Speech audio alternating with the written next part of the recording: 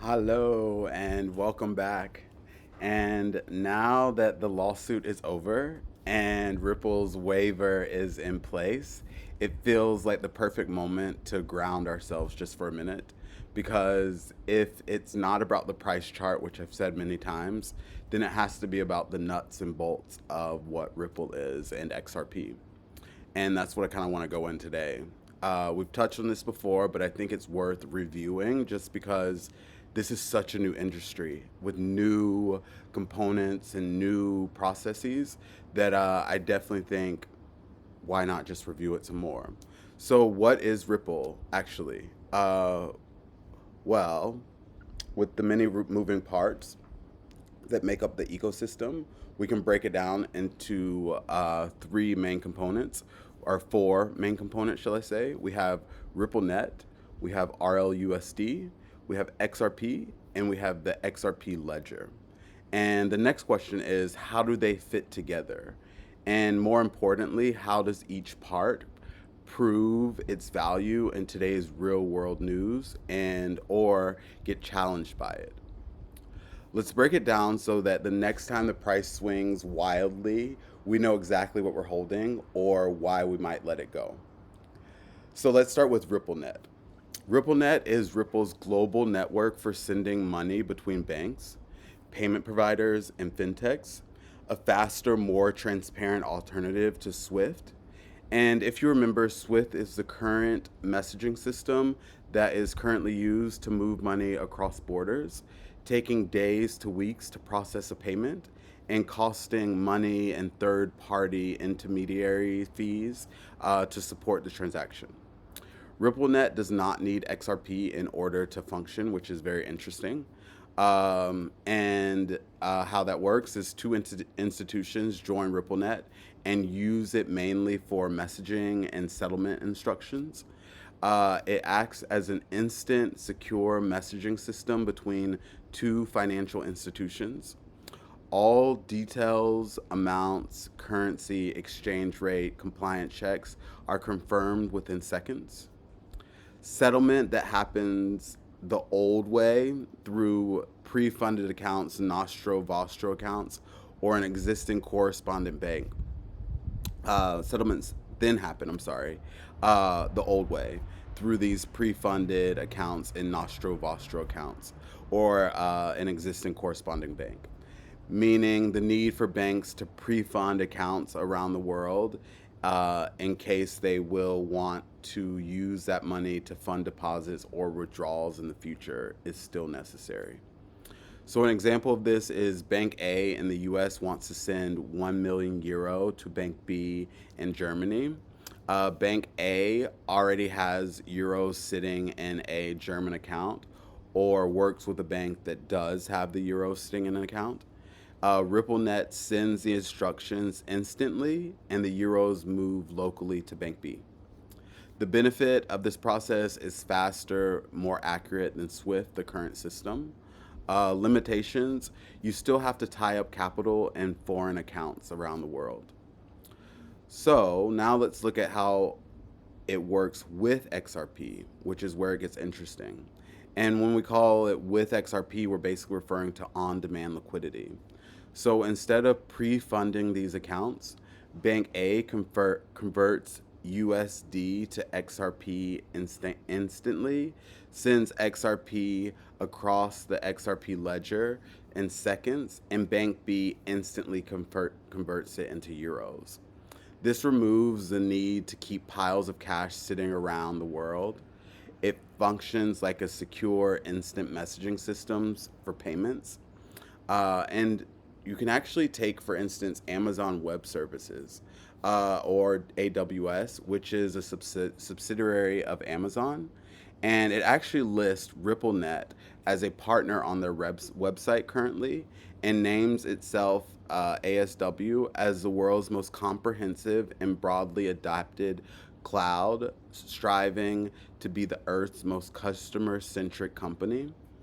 Amazon Web Services names RippleNet key use cases to include invoices, international supply chain payments, global currency account, real-time cash pooling, international bill pay, real-time remittances, and international P2P payments, which is peer-to-peer. And as of today, more than 100 financial institutions have joined RippleNet. And we haven't even been a week clear of the bad actor title being removed in the United States. So I do think once institutions feel comfortable and feel like they are ready to go ahead, which I think these new waivers and new regulations that are coming, we'll see more partners, banking partners, come forward to say that they want to or are using RippleNet. Also, a thought about AWS, which is Amazon Web Services. Their mission on their website is to work backwards from their customers' problems to provide them with cloud infrastructure that meets their needs. Also, very worthy to note that AWS provides data centers in North America, Europe, Asia, Middle East, Africa, South America, and Australia. And the reason I thought it was interesting to point out that they work backwards from their customers' problems to provide them with cloud infrastructure is that if you want to be innovative, if you want to be cutting edge, you have to think of a solution before the customer thinks of the problem. And so I think this is what AWS is doing with their integration with RippleNet and other platforms. But the real game changer remains with ODL and XRP, especially as global regulations catch up. Next up is RLUSD, or XRP, or Ripple stablecoin. And what is it? It's a fully backed, regulated US dollar stablecoin designed for institutional grade settlements. How it works: the stablecoin is pegged 1-to-1 to the US dollar and backed by cash and short term treasuries.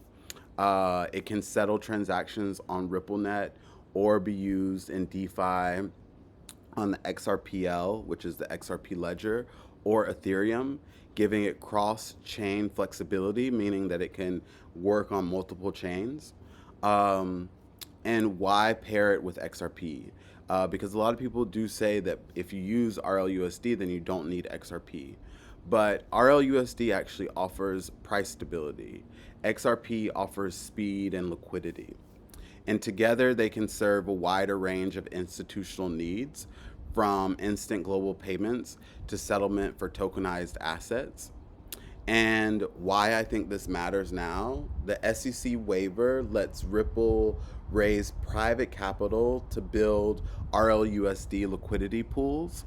Stablecoins are already a 160 plus billion-dollar market.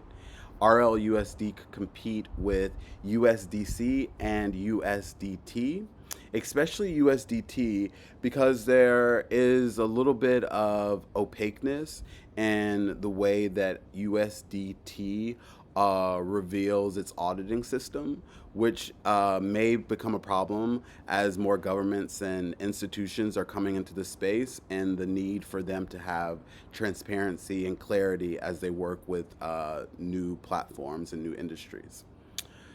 Also, Ripple integrated Chainlink price feeds to provide secure real-time price data for RLUSD on Ethereum. This makes it much more useful. This makes RLUSD usable in DeFi applications, from trading to lending to payments, with reliable on-chain pricing. So this is very huge. And also, through a partnership with OpenPayd, enterprises can now mint and redeem RLUSD using multi-currency accounts in euros, GBP, and USD, supported by virtual IBANs and instant flat rails, streamlining cross-border payments.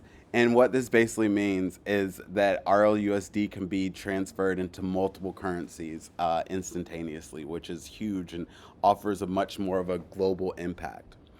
Ripple has applied for an EMI, which is an electronic money institution license, in Luxembourg. If approved, it would enable RLUSD operations throughout the European Economic Area, aligning with MiCA, which is European Union's stablecoin regulations that have gone into effect, or kind of like the regulations that require banking institutions to move money in T minus 1 days.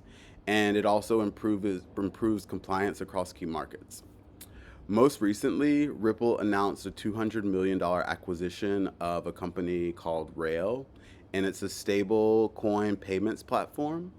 And I reviewed this before, but Rail supports virtual accounts, automated back office tools, and is responsible for 10% of global stablecoin payment volume, a move that substantially bolsters RLUSD future utility. So this is also very huge.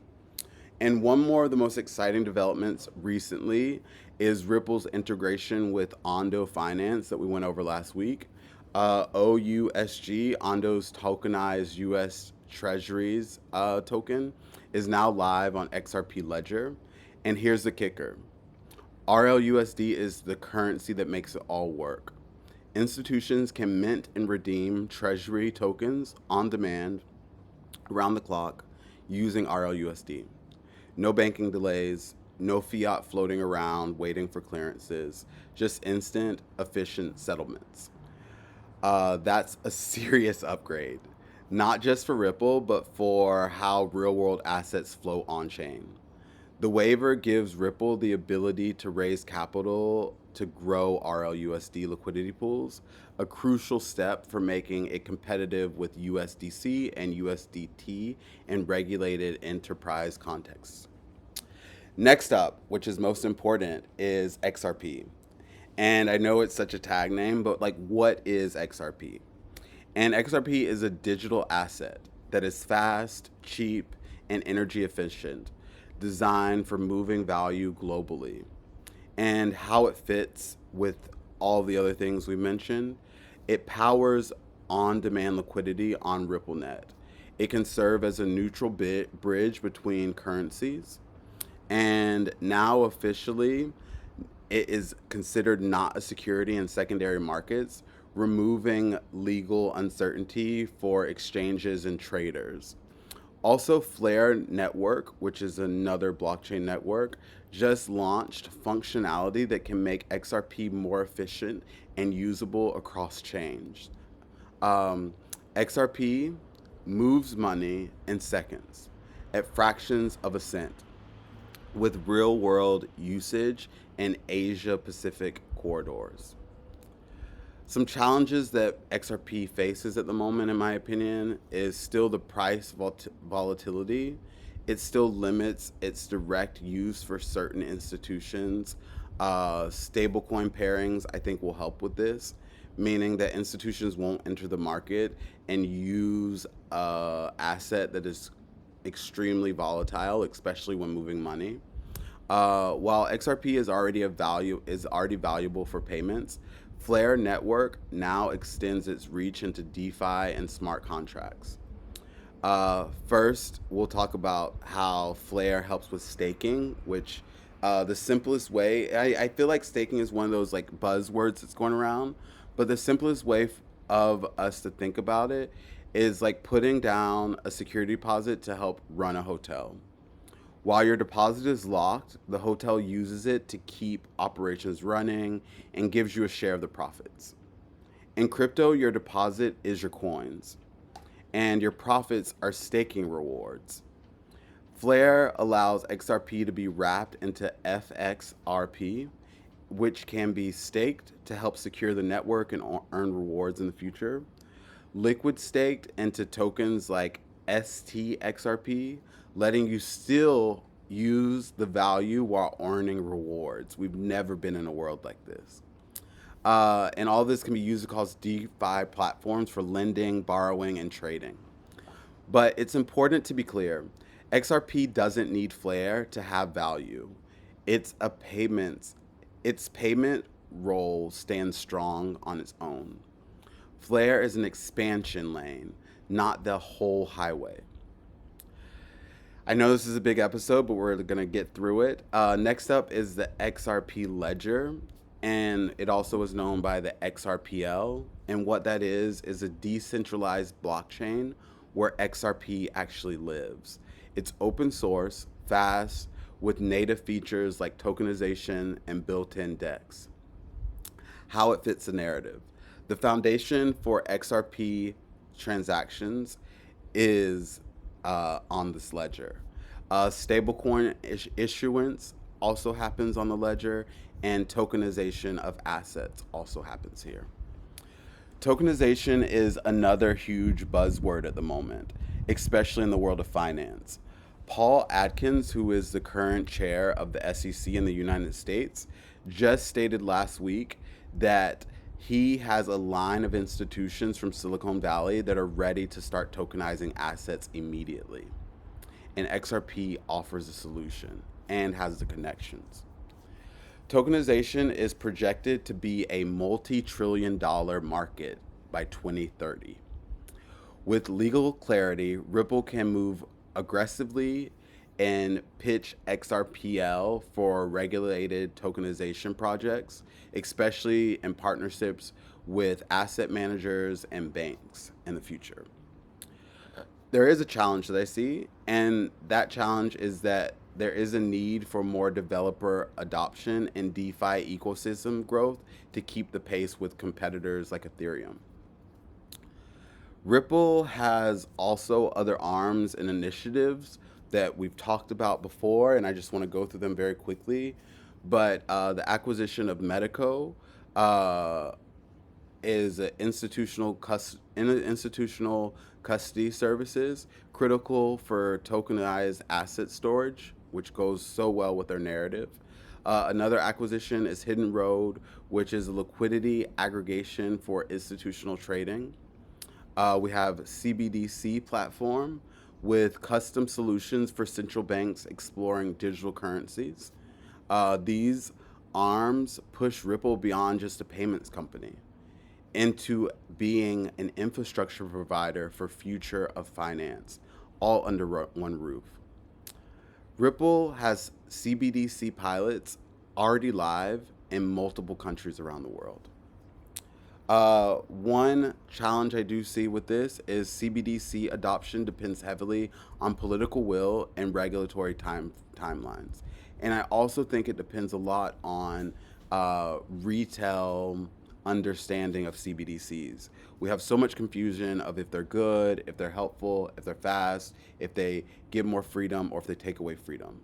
And so I think how the news and the media narrates this in the future will definitely create either more of an openness or more of a closed feeling for consumers to participate. So the lawsuit was one chapter. The waiver opens another. But the real story is whether Ripple's parts, RippleNet, RLUSD, XRP, XRPL, and other platforms will now work together in a way that the world can no longer ignore.